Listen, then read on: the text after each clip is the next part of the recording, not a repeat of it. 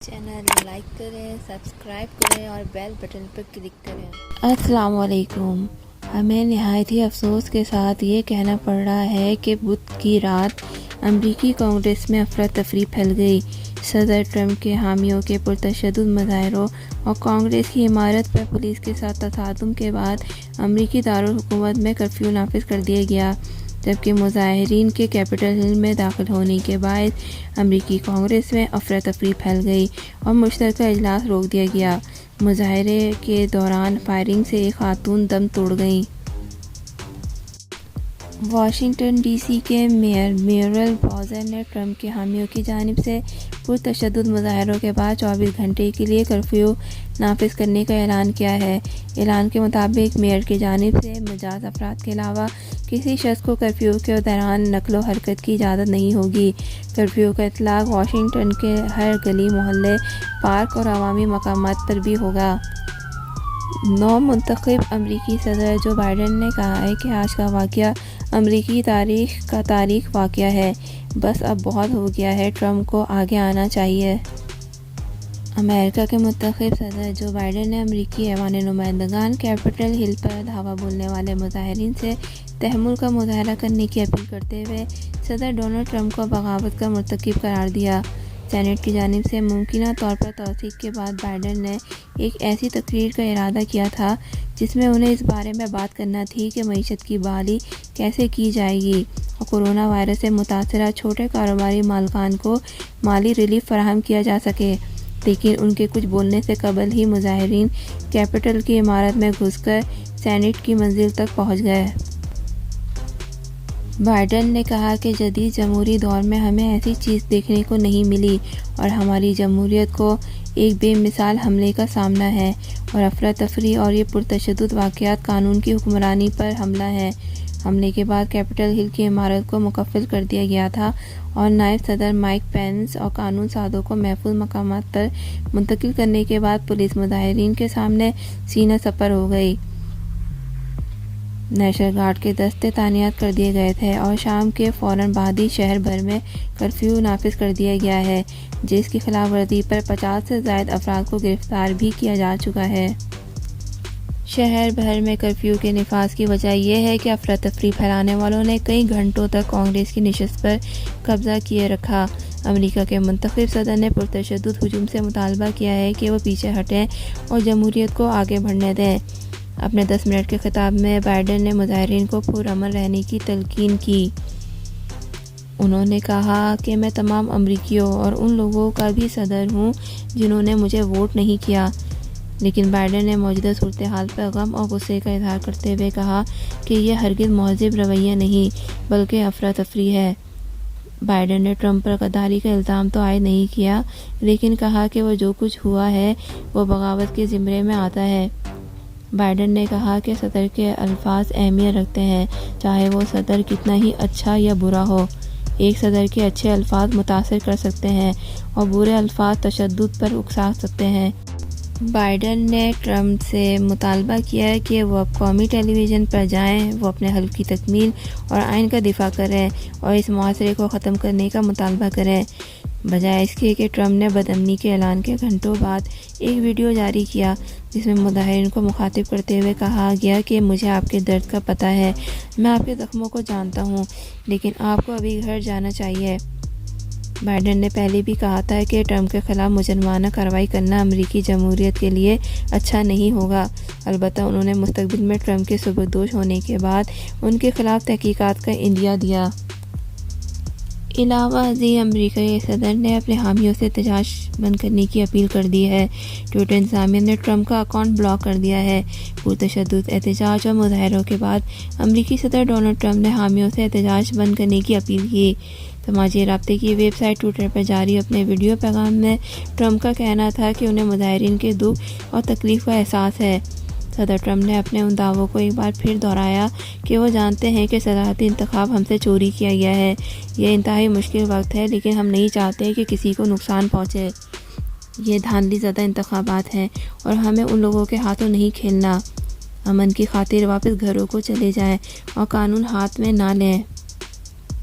امریکی صدر کے ویڈیو پیغام اور ٹویٹر پر سماجی رابطے کی ویب سائٹ ٹویٹر انتظامیہ نے ایکشن لیتے ہوئے امریکی صدر ڈونلڈ ٹرمپ کا ٹویٹر اکاؤنٹ 12 گھنٹے کے لیے لاک کر دیا اور ساتھ ہی انہیں پابندی کی وارننگ بھی دے دی۔ ٹویٹر انتظامیہ کا کہنا تھا کہ امریکی صدر ٹرمپ کے آج 3 ٹویٹ ڈیلیٹ کیے گئے ہیں اور ان کا اکاؤنٹ 12 گھنٹوں کے لیے لاک کر دیا گیا ہے۔ جب تک ٹرمپ ٹویٹ نہیں ہٹائیں گے ان کا اکاؤنٹ بلاک رہے گا۔ جیمی اسٹرائم، جو کہ سیاسی موضوعات پر لکھنے والی ایک امریکی کالم نگار ہیں، جو واشنگٹن ڈی سی میں کانگریس کی عمارت کیپٹل ہل میں اس وقت موجود تھی جب ٹرمپ کے حامیوں نے اس پر دھاوا بولا۔ ایوان نمائندگان کی پریس گیلری میں موجود جیمی نے کیا مناظر دیکھے، انہی کی زبانی سنیے۔ میں نے اپنی بہن سے پہلے ہی کہا تھا کہ آج کچھ برا ہونے والا ہے، مجھے نہیں پتا کیا، لیکن کچھ نہ کچھ برا ضرور ہوگا۔ کیپٹل ہل کے باہر میرا سامنا ٹرمپ کے انتہائی پرجوش حامیوں کے ایک گروپ سے ہوا جو جھنڈے لہرا رہے تھے اور ان سے اپنی وفاداری کا اظہار کر رہے تھے۔ یہ دیکھ کر کچھ سمجھ آنے لگا تھا کہ بات بگڑ رہی ہے۔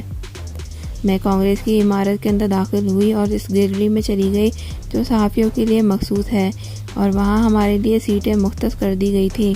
ہم وہاں سے بیٹھ کر ایک پروقار تقریب کو دیکھ رہے تھے۔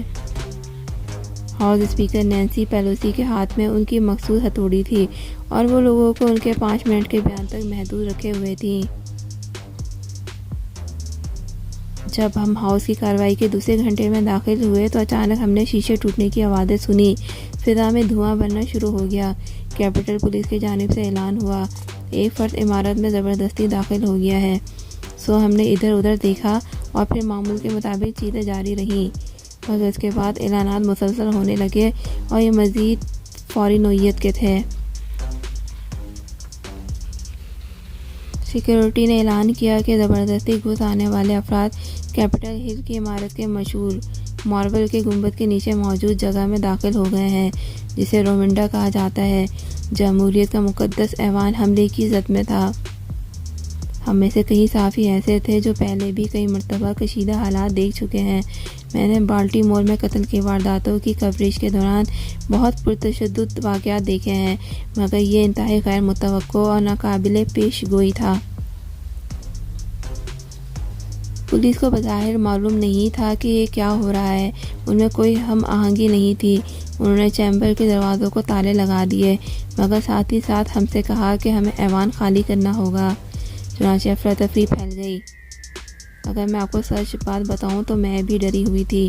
میں نے وہاں موجود دوسرے صحافیوں سے بات کی جنہوں نے کہا کہ وہ خوفزدہ محسوس کرنے کے بعد خود سے تھوڑے شرمندہ بھی ہیں۔ اگر عمارت کے اندر کی بات کی جائے تو ایسا محسوس ہو رہا تھا جیسے اس جگہ کا کوئی انچارج والی وارث نہیں ہے۔ حالات پولیس کے قابو سے باہر ہو چکے ہیں اور کچھ بھی ہو سکتا ہے۔ اگر آپ کو امریکہ پر 11 ستمبر 2001 کو ہونے والے حملے یاد ہوں تو آپ کو معلوم ہوگا کہ صرف ایک طیارہ اپنے ہدف سے ٹکرانے سے قبل ہی گر گیا تھا اور وہ ہدف کیپٹل ہل تھا، اور اس ماضی کے واقعے کو وہاں سرگوشیوں میں دہرایا جا رہا تھا۔ میں نے اپنے اہلِ خانوں کو فون کیا تاکہ انہیں آگاہ کر سکوں کہ میں اس عمارت میں ہوں اور ایک خطرناک صورتحال کا سامنا کر رہی ہوں، اور پھر گولی چلنے کی آواز سنائی دی۔ ہم دیکھ سکتے تھے کہ جس چیمبر میں ہم موجود تھے وہاں صورتحال انتہائی کشیدہ تھی۔ سیکیورٹی کے 5 افراد بندوقیں تھامے دروازے پر کھڑے تھے۔ یہ دل دہلانے والا منظر تھا۔ یہ اسلحہ بردار اہلکار کھڑکی کے ٹوٹے ہوئے شیشے سے باہر مظاہرین کو دیکھ رہے تھے اور ایسا لگتا تھا کہ وہ کسی بھی وقت فائرنگ کر سکتے ہیں۔ خدا کا شکر ہے کہ جس چیمبر میں ہم تھے وہاں کوئی گولی نہیں چلی، مگر اندر موجودگی کے دوران ایسا ہونا بعد از قیاس نہیں تھا، کیونکہ صورتحال بہت تیزی سے بگڑ رہی تھی۔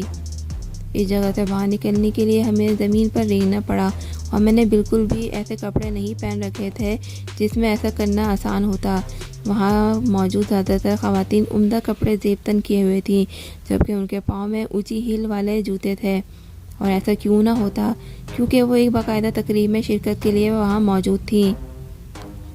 وہاں سے نکل کر میں نے دوسرے افراد کے ہمراہ ہاؤس میں موجود کیفیٹیریا میں پناہ لی۔ میں ابھی بھی ڈر سے کپکپا رہی ہوں۔ میں نے بطور صحافی اپنے کیریئر میں بہت کچھ دیکھا ہے، مگر یہ واقعہ کچھ زیادہ ہی تھا۔ یہ ایک عوامی علامت کو نیچے دکھانے، اس پر حملہ کرنے اور اس کی توہین کرنے کے مترادف تھا۔ صورتحال کنٹرول میں ہونے کے بعد مجھے یہ فیصلہ کرنا تھا کہ اب مجھے واپس چیمبر میں جانا چاہیے یا نہیں، اور پھر میں نے فیصلہ کیا کہ مجھے واپس چیمبر ضرور جانا چاہیے، کیونکہ ایسا سوچتے ہوئے میرے ذہن میں یہ پیغام تھا: آپ ایک مجمع کو اکسا اور بھڑکا سکتے ہیں، مگر ہم آگے کا سفر جاری رکھیں گے۔ میرے خیال میں یہ بہت اہم سیاسی پیغام ہے۔ اب میں اس خبر کے ساتھ ہی اجازت چاہتی ہوں۔ اللہ حافظ۔